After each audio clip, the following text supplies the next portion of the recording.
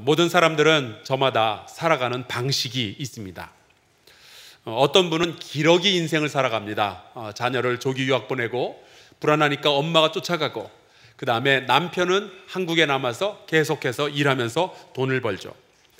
어떤 분은 직장이 지방에 있어서 주중에는 경상도로 전라도로 내려갔다가 주말에만 서울에 올라와서 식구들과 만나고, 또 오늘처럼 이 자리에서 함께 식구와 같이 예배를 드립니다. 그리고 월요일이면 다시 지방으로 내려가는 거죠. 그런가 하면은 올빼미 스타일로 사시는 분들도 있습니다. 낮에는 주무시고 밤에 일해야만 하는 그런 직업들이 있죠. 또 대부분의 사람들은 주중에는 열심히 일을 하고 주말에는 좀 쉽니다. 그런데 목사는 좀 다른 스타일이에요. 목사는 주말에 제일 바쁘고 제일 힘듭니다. 특히 오늘 같은 주일에는 새벽부터 밤까지 몸이 녹초가 되도록 일을 하게 되죠. 기억해 보니까 지난 7월 1일에는 그날이 주일이었는데 제가 새벽 예배 설교를 했죠. 주일 1부, 2부, 3부, 그리고 청년 예배까지 2시 예배까지 5번 설교를 했습니다. 그런데 어떤 분은 제가 주일에만 일하는 줄로 오해를 하셨는지 저보고 그러시더라고요. 목사님은 주일에는 참 열심히 일하시는데 주중에는 뭐하고 노세요? 여러분, 목사는 주중에도 일합니다. 오해 없으셨으면 좋겠어요. 이렇게 사람들마다 삶의 방식들이 각각 다르지만 모든 사람들에게 공통적으로 적용되는 하나님의 거룩한 뜻이 있습니다. 데살로니가전서 5장에 보니까 이렇게 되어 있어요. 항상 기뻐하라, 쉬지 말고 기도하라, 범사에 감사하라. 이것이 그리스도 예수 안에서 너희를 향하신 하나님의 뜻이니라. 여러분, 우리가 기러기로 살 수도 있고요, 주말 부부로 살 수도 있고요, 올빼미로 살 수도 있지만 우리 모두를 향하신 하나님의 거룩하신 뜻이 하나가 있는데, 그것은 항상 기뻐하며 기도하며 범사에 감사하는 인생인 줄로 믿습니다. 그런데 우리가 살다 보면은 그렇게 하나님의 뜻대로만 살게 되질 않죠.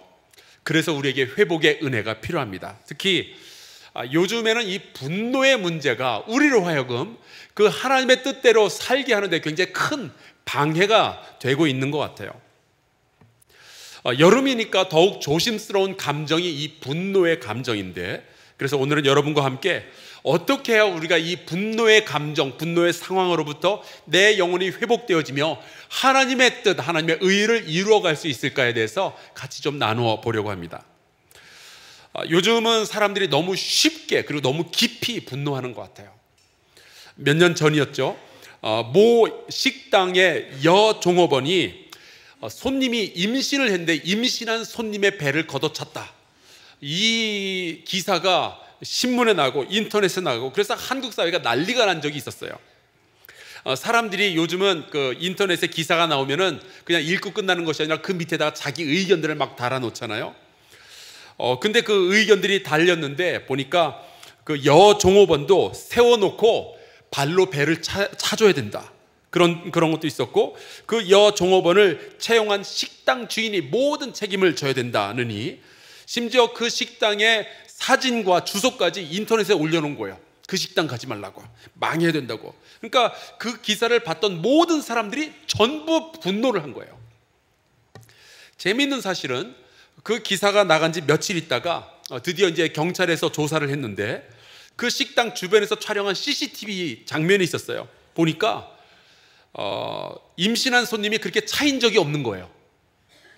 그냥 그 종업원이 불친절하니까 이 손님이, 임신했던 손님이 거짓말을 지어내서 퍼뜨린 거예요.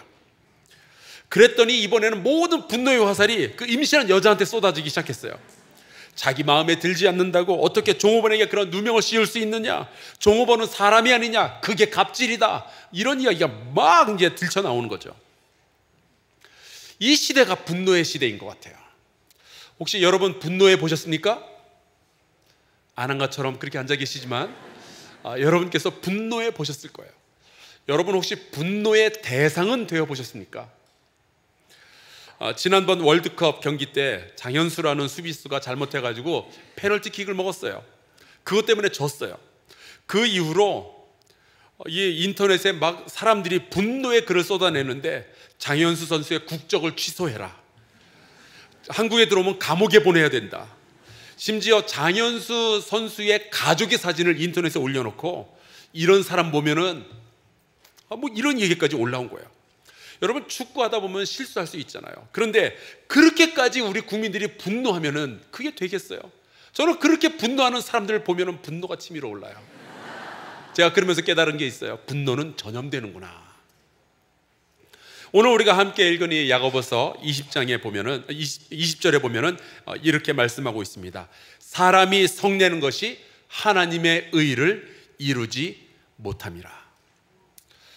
여러분, 분노의 이유도 다양하고 분노의 대상도 다양하고 분노의 방식도 다양하지만 한 가지는 분명해요.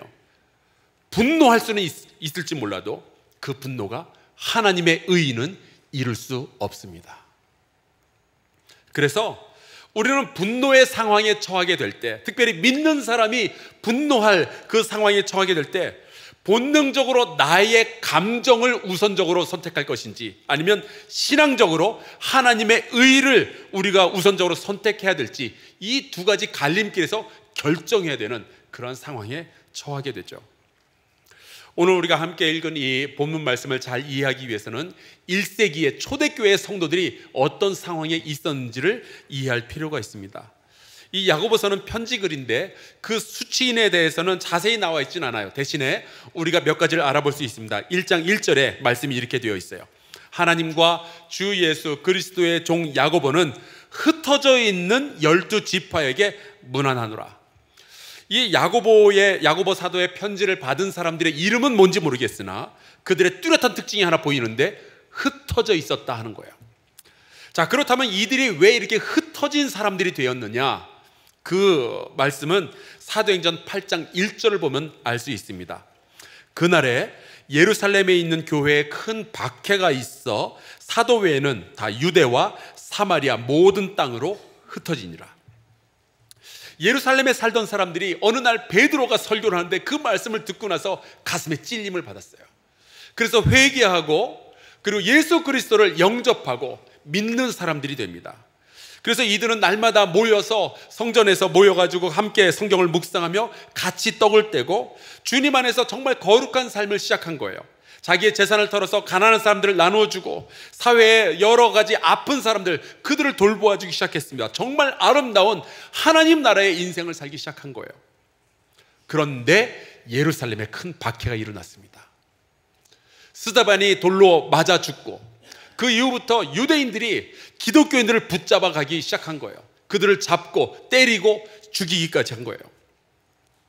결국 이 초대교회의 성도들은 결정을 내려야 했는데 예루살렘에서 계속 살기 위해서 믿음을 떠날 것인지 아니면은 믿음을 지키기 위해서 예루살렘을 떠날 것인지 둘 중에 하나를 결정을 해야 됐습니다. 오늘 본문에 나와 있는 흩어진 12지파라는 사람들은요, 믿음을 지키기 위해서 예루살렘을 떠났던 성도들이에요. 요즘은 우리가 이사할 때 전화 한 통 하면은 이사치 센터가 와서 짐 다 싸주죠. 그 다음에 그걸 옮겨주죠. 그리고 이사 들어갈 집에 가구 배치까지 다 해줍니다. 자, 그런데 이사해 보신 분들께 제가 여쭤볼게요. 그래서 이사가 쉽던가요? 전혀 쉽지 않습니다. 여전히 어려워요. 하물며 2000년 전에 예루살렘에서 그렇게 오랫동안 살아오던 그 집을 버리고 다른 지방으로, 다른 도시로, 다른 나라로 이사가서 새로운 환경에서 정착한다는 것이 얼마나 힘들었을까요? 그들이 떠나며 잃어버린 것은 친구들과 집뿐만은 아니었을 거예요. 자기의 땅도, 자기의 밭도 잃어버리고 자기가 평생 일하던 그 직장도 잃어버리고, 그렇다고 그들이 무슨 범죄를 저질러서 도망간 것도 아니고 그저 신앙을 지키기 위한 거였는데, 그렇다면 그렇게 흩어져야 했던 기독교인들, 그들의 마음은 어땠을까요? 짐을 싸면서 떠나면서 눈물을 흘리면서 여러분, 그들은 기쁘지는 않았을 거예요. 아마 기쁨과 감사보다는 억울함과 분노가 더 컸을지도 모르겠어요. 혼돈과 슬픔과 아픔이 막 뒤섞여 있는 그런 감정을 가졌을 겁니다. 그래서 그들이 이렇게 다른 도시로 도망가서 흩어져서 거기서 살게 된다고 해서 모든 일들이 다 평화롭게 정착이 되었느냐? 아니죠. 그들은 여전히 유대인이었기 때문에 안식일이면은 회당에 갔습니다. 회당에 가서 보면은 두 종류의 유대인들이 모이는 거예요. 하나는 전통적으로 모세 율법만 믿는 유대인들, 또 하나는 예수를 그리스도로 영접한 유대인들, 이들이 함께 모였는데 과연 그 두 그룹이 평화롭게 공존할 수 있었는가? 아니죠. 전통적인 유대인들은 예수를 그리스도로 영접한 그 유대인들을 여전히 핍박을 했습니다. 그뿐만이 아니에요. 새로운 지역에서 이제 처음 보는 사람들과 만나는데 오해도 생기고 마찰도 생기고, 그러면서 야고보서 1장 2절에 보면은 여러 가지 시험을 당하거든 이란 말씀이 나오는데, 실제로 이 초대교회 많은 성도들은 흩어져서 살면서 굉장히 많은 시험을 당해야만 했던 거예요. 억울한 시험들이죠. 그럴 때마다 이 기독교인들의 마음속에는 분노가 치밀어 올랐을 거예요. 내가 이런 대접 받을 사람인가? 내 자존심을 지키기 위해서, 내 권리를 지키기 위해서, 내 힘을 드러내기 위해서 한번 좀 욱하고 분노해보고 싶은 그러한 마음들이 일어났겠죠. 바로 그 사람들에게 전하는 야고보 사도의 말씀이 이거예요. 사람이 성내는 것이 하나님의 의를 이루지 못함이라. 왜 그렇죠? 왜 사람이 성내는 것이 하나님의 의를 이루어내지 못하죠? 그것은 사람이 하나님이 아니기 때문에 그래요. 하나님은 분노하심으로 하나님의 의를 나타내실 수 있어요. 세상의 모든 악인들을 향해서 분노하심으로 하나님은 정의를 세우실 수 있어요. 그러나 사람은 그게 안 돼요. 왜요? 우리가 죄인이기 때문에. 우린 너무 부족하기 때문에. 그래서 잠언 15장 18절에 보면 이런 말씀이 있어요. 분을 쉽게 내는 자는 다툼을 일으킨다. 여러분, 우리는 분을 내어서 정의를 세우는 것이 아니라 분을 내어서 다툼을 일으킬 뿐이에요. 그게 우리의 부족함이죠. 여러분, 혹시 여러분이 정말 화가 났을 때 내던진 말 때문에 가장 사랑하는 사람에게 상처를 입혀보신 적이 있으십니까? 전 있어요. 그럴 때면은 스스로에게 막 실망을 하게 되죠. 내가 왜 그랬을까? 내가 왜 그런 말을 했을까? 그래서 그 분노를 통해서 내가 이루어낸 게 뭐가 있냔 말이에요. 우리들 대부분은 누군가 슬퍼하고 그러면은 찾아가서 위로하고 격려하고 싶은 그런 이제 좋은 천사 같은 마음들을 가지고 있죠. 하지만 보기에 누군가 되게 화가 나 있고 막 열받아 있고 공격적인 성향을 보이고 있다면 여러분, 그들에게 가까이 가고 싶으신가요? 아니면 멀어지고 싶으신가요? 우린 멀어지고 싶어요. 도망가고 싶어요. 왜요? 분노하는 사람들은 주변에 있는 다른 사람들에게 쉽게 상처를 입히게 되니까. 그래서 여러분, 분노하는 사람들은요 결국 외로워져요. 분노하지 마시기를 주의 이름으로 축원합니다. 화내지 마세요. 여러분, 근데 쉽게 화내는 사람들이 대부분 입버릇처럼 달고 다니는 말이 있어요. 뭐라 그래요? 나는 뒤끝은 없어. 아니, 자기는 화가 나가지고 하고 싶은 날 다 쏟아놓고 그래 놓고서는 뒤끝은 없다 그러면은, 방금 그 치욕적인 분노의 말을 듣고 마음에 상처 입은 사람들은 어떻게 해요? 자기 화난다고 다른 사람 뺨을 때려놓고 나는 뒤끝은 없어요. 그러면은 맞은 사람은 어쩌냐고요? 예수님의 제자들 가운데 누가 제일 뒤끝이 없을까 생각을 해봤더니 아마 베드로일 것 같아요. 베드로는 뒤끝이 없는지 생각이 없는지 모르겠지만 예수님을 따라다니면서 참 말실수를 많이 했어요. 변화산에서는 아유 내려가지 말고 여기서 살고 싶다 그리고 그때도 예수님한테 야단 먹고, 바다 위를 걸을 때는 자기도 걷고 싶다 그래서 나왔다가 그때도 믿음 없어가지고 떨어진 바닷속에 빠지니까 그때도 야단 맞고, 또 예수님한테 아유 예수님 십자가 달리지 말라고 그랬더니 예수님이 사단아 물러가라 그런 소리까지 들었고, 또 예수님이 신문 받으실 때는 쫓아갔다가 예수님 모른다고 3번이나 부인하고, 그래 놓고서도 베드로는 여전히 예수님을 따라다녀요. 진짜 뒤끝 없는 사람이에요. 근데 복음서에 보면은 베드로가 예수께서 막 체포당하시는 그 상황에서 화가 치밀어 오르니까 베드로가 자기의 칼을 꺼내요. 그래서 말고라는 이름을 가졌던 대제사장의 종을 내려치는데 그때 이 종의 귀가 떨어져 나가죠. 여러분, 베드로는 뒤끝이 없는 사람 맞아요. 그러나 그의 칼질에 상처 입은 사람이 생겨나요. 그때 예수께서 하신 말씀이 있어요. 칼을 가지는 자는 다 칼로 망하느니라. 그러면서 뭐라고 말씀하시는지 아세요? 이런 식으로 성경이 어떻게 이루어지겠느냐. 여러분, 우리가 분노할 수 있어요. 이해해요. 하지만 우리가 하나님이 아닌 이상, 우리가 예수 그리스도가 아닌 이상 분노가 떠난 자리에는 하나님의 의가 아니라 마음의 상처가 남게 되는 거예요. 그래서 분노는 절대로 가볍게 지나갈 그런 감정이 아닙니다. 잠언 27장 3절에 그래서 이런 말씀이 있어요. 돌은 무겁고 모래도 가볍지 아니하거니와 미련한 자의 분노는 이 둘보다 무거우니라. 분노는 무거운 일이에요. 때로 이 분노는 자기 모습을 숨기고 싹 변장해가지고 엉뚱한 모습으로 드러나기도 하죠. 예전에 그 미국에서 목회하던 교회에서 새로 이제 마이크하고 앰프하고 그다음에 스피커를 세트로 산 적이 있었어요. 그걸 교회에다 보관해 놨었는데 어느 날 그 물건이 싹 사라진 거예요. 그래서 저희는 이제 경찰에다 신고를 했고 경찰이 이제 수사를 하다가 범인을 잡았는데 뜻밖의 인물이 붙잡혔어요. 이제 저희 지역에는 이제 보이스카우트 팀들이 참 많이 있었는데 그 중에 한 팀이 저희 교회 건물에서 일주일에 한 번씩 모여가지고 같이 이제 훈련도 하고 그랬었는데 그 보이스카우트 팀 멤버 중에 한 학생이 범인이었어요. 더 놀라운 것은 그 아이가 그 보이스카우트 리더의 굉장히 그 높은 리더의 아들이었다는 사실이에요. 나중에 알고 봤더니 이유가 있더라고요.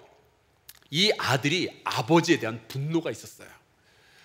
아버지는 그 보이스카우트 중에 이제 그 보이스카우트 급이 있는데 그 중에 저는 이게 최고인 줄 알았는데 이글스카웃이라고, 근데 그 위에 또 뭐가 있다고 아까 누가 그러시더라고요. 이글스카웃 출신으로서 미국인 사회에서 어른들 사이에서 되게 존경받는 인물이었어요. 당연히 아버지는 자기 아들도 자기처럼 좀 크기를 바랬던 거죠. 근데 이 아들이 그렇게 봉사활동도 열심히 못하고 또 이 보이스카웃에도 잘 안 하고 공부도 잘 못하고 운동도 못하고 그러니까 매일같이 아들의 자존심에 상처를 준 거예요. 너는 왜 이렇게밖에 못하냐? 너는 왜 요거밖에 안 되냐? 그래서 그 아들의 마음속에는 아빠를 향한 이 분노가 싹트고 있었는데 나름 자기도 보이스카웃이니까 아빠랑 막 대들고 싸우지는 못하고 그러던 와중에 이 친구가 탈출구를 찾았는데 그게 도벽이었어요. 도둑질을 하고 나면 뭔가 좀 기분이 상쾌해지고 용돈도 생기고 아버지에게 복수하는 그런 느낌이 나는 거예요. 여러분, 이 분노의 정체에 대해서 우리가 잘 알아야 되는 것이 하나가 있는데 분노 자체는 죄가 아니에요. 이걸 어떻게 알 수 있느냐? 하나님도 분노하셨고요, 예수님도 분노하셨다는 것을 보면 알 수 있죠.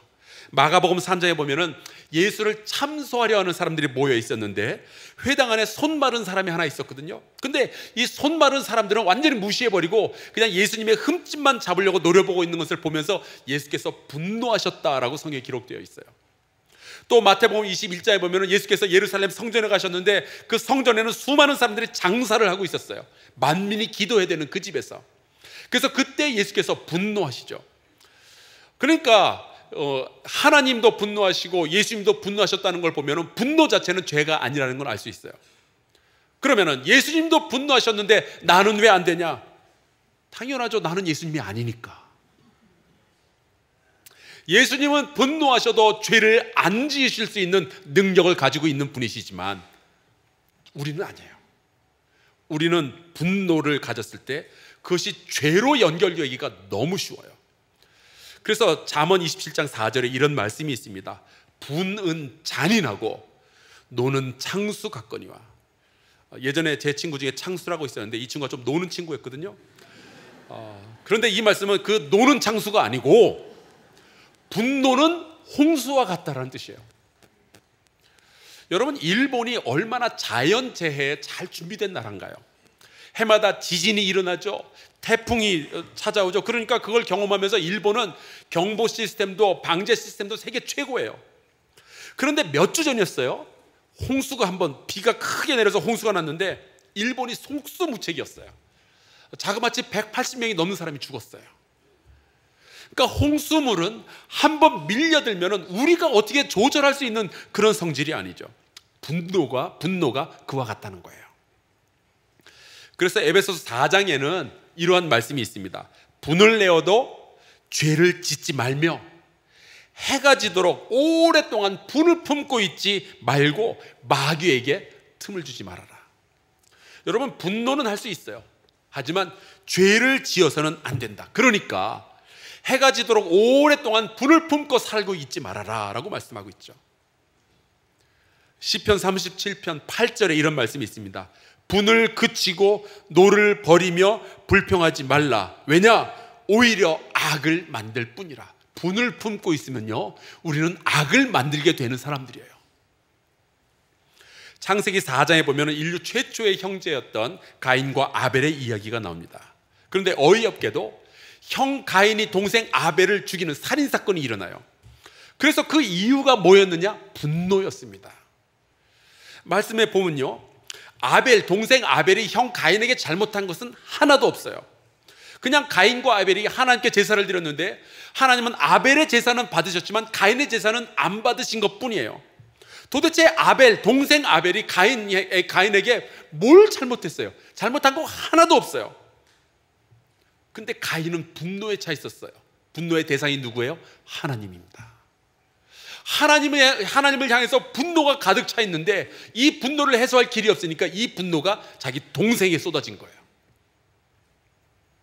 여러분, 이게 분노가 위험한 이유예요. 분노는 얼로 튈지 몰라요. 어떤 사람이 내 분노의 피해자가 될지 우리는 예상할 수가 없어요. 그래서 나에게 가장 가까이 있는 사람, 어쩌면 내가 가장 사랑하는 그 사람에게 가장 깊은 상처를 입히게 되는 것이 이 분노인 거죠. 자, 그러면 이 분노를 우리가 어떻게 다뤄야 될까? 지금 내가 자식 때문에 분노가 막 치밀어 오르는데 어떻게 하면 될까요? 지금 남편 때문에 속이 터져 죽겠는데 어떻게 하면 될까요? 이 야고보서는 1장 19절에 속도에 대해서 이야기를 하고 있어요. 한번 볼게요. 듣기는 어떻게 해요? 속히 하고 말하기는 더디하고. 화가 치밀어 오를 때 그냥 욱해가지고 말도 막 하고 행동도 막 하고, 여러분, 그렇게 해서는 하나님의 의를 이룰 수 없습니다. 여러분, 화가 치밀어 오른다면 가장 빠르게 해야 될 것은 입으로 말하는 것이 아니라 귀로 듣는 거예요. 여러분, 우리가 들을 때는 두 가지를 들었으면 좋겠어요. 첫째는 나를 분노하게 만든 그 사람의 속사연, 그 사람의 사정을 빨리 좀 들어야 됩니다. 내가 뭔가 말을 던지기 전에. 몇 년 전에 그 호주 멜버른에서 목회하시는 젊은 목사님이 우리 청년교회에서 설교를 하셨는데, 이분 이름이 되게 좀 특이해요. 이루다라는 목사예요. 한국 사람인데 그래요. 근데 그 설교 시간에 이분이 들었던 예화를 제가 잊을 수가 없습니다. 이분이 아는 어떤 분이 이제 호주에 가서 사업을 했는데 이 사업이 굉장히 잘 된 거예요. 그래서 젊은 나이에 굉장히 돈을 많이 벌어들였습니다. 그래서 이분은 자기가 벌었던 돈으로 이분의 평생의 로망이 그 이탈리아제 스포츠카를 몰고 이렇게 운전하는 거였는데, 그래서 그 스포츠카를 산 거예요. 그래서 이거를 자기 집 차고에다 넣어놓고 이제 날씨가 좋으면은 반짝반짝 광을 낸 다음에 이 차를 한번 다 타고 샥 드라이브를 하고 오는 게 이분의 취미였어요. 그러던 어느 날 또 날씨가 좋은 거예요. 그래서 또 광내 가지고 이제 드라이브 하려고 차고로 가서 이제 차를 닦으려고 갔는데 자기 집에 그 유치원 다니는 막내 아들이 보니까 손에 못을 들고 있어요. 그 못으로 그 차 문 옆에다가 낙서를 하고 있는 거예요. 그때 이 아빠가 열이 확 받으면서 보니까 자기 눈에 망치가 눈에 띈 거예요. 그래서 그 망치를 가지고 자기 아들의 손을 친 거예요. 정신을 차려 보니까 자기 손에는 망치가 들려 있고 막내 아들의 손에서는 피가 나는 거예요. 그 아들을 병원에 입원시키고 나중에 차를 보니까 아들이 못으로 차에다가 글을 써놨는데 이렇게 써놨어요. I love you, daddy. 아빠 사랑해요. 이 아빠는 그러면 그 다음에 어떻게 살아요? 여러분, 분노하기 전에 우리가 사연을 들어봐야 되지 않겠어요? 나에게 잘못한 사람, 나에게 못되게 군 사람 왜 그랬을까? 그의 마음은, 그의 속사정은 뭐였을까? 우리가 들어봐야 되지 않겠어요? 내 남편이 왜 저러는지, 내 자식이 왜 저러는지, 내 거래처가 왜 저런 식으로 하는지. 여러분, 절대로 분노하지 말라가 아니라 깊이 생각하고 그 사연을 먼저 들어보는 그런 과정이 우리에게 필요한 거예요. 두 번째, 우리는 분노의 상황에서 하나님의 음성을 속히 들어야 할 줄로 믿습니다. 왜요? 신앙인에게 정말로 중요한 것은 나의 감정이 아니라 하나님의 의를 이루는 것이기 때문에. 분노로는 하나님의 의를 이룰 수가 없으니까. 내가 부름받은 것은 분노하라고 부름받은 것이 아니라 하나님의 의를 이루기 위해서 부름을 받았기 때문에, 하나님 내가 지금 열받았으니까 잠깐만 거기 계시라고 그렇게 말하는 것이 아니라, 주님은 지금 이 상황에서 나에게 무엇을 말씀하시겠습니까? 그 주님의 음성을 먼저 들어야 되지 않겠냐는 거예요. 오늘 본문 다음에 나오는 21절에 이렇게 말씀하고 있어요. 너의 영혼을 능히 구원할 바 마음에 심어진 말씀을 온유함으로 받으라. 말씀을 먼저 받아야 되는 거예요. 내가 화를 내야 할 바로 그 상황에서. 야고보 사도가 야고보서 전체를 통하여서 흩어져 있는, 그 억울하게 고생하고 있는 형제와 자매들에게 말하는 것은 바로 이거예요. 너희들은 모든 화낼 만한, 분노할 만한 권리를 가지고 있다고 생각하겠지만, 하나님은 이 분노와 혐오와 경쟁의 세상을 치유하는 사람으로 우리들을 불렀으니, 분노의 이유가 가득 찬 이 세상에서 항상 기뻐하며 기도하며 범사에 감사하는 그런 인생을 우리가 살아야 되지 않겠느냐. 그래야 우리가 이 세상을 치유하는 하나님의 백성의 삶을 살 수 있지 않겠느냐 하는 거예요. 우리가 분노로부터 회복되어야 이 세상에 그리스도의 사랑과 용서와 평화의 말씀을 전하지 않겠느냐 하는 거죠. 그래서 야고보가 이런 말씀을 남겨놓았습니다. 5장 10절, 형제들아, 주의 이름으로 말한 선지자들과 선지자들을 고난과 오래 참음의 본으로 삼으라. 여러분, 예수께서는 이 세상의 모든 분노의 이유를 가지셨던 분이에요. 생각해 보세요. 죄 없으신 분이 모함을 당했죠. 사랑하는 제자 가룟 유다에게 배신을 당했죠. 정말 믿었던 제자 베드로에게 3번이나 부인함을 당했죠. 매 맞으셨죠. 십자가에 달려서 지나가는 사람들에게 조롱을 당했죠. 그런데 그분이 마지막에 십자가에서 죽기 전에 하셨던 말씀이 뭔지 아세요? 다 이루었다. 분노해야 할 모든 이유를 가지셨던 그분이 가졌던 최후의 관심은 하나님의 의의를 이룰 수 있느냐 하는 거였어요. 그분은 우리의 죄를 참으시고 인내하시며 하나님의 뜻을 이루었기 때문에, 그래서 우리가 구원받았는데, 그렇다면 이제 우리가 그 예수 그리스도의 본을 받아서 살아가야 되지 않겠느냐 하는 거예요. 우리가 취할 수 있는 모든 분노의 이유보다 하나님의 의의를 더 소중하게 우리가 붙잡아야 되지 않겠어요?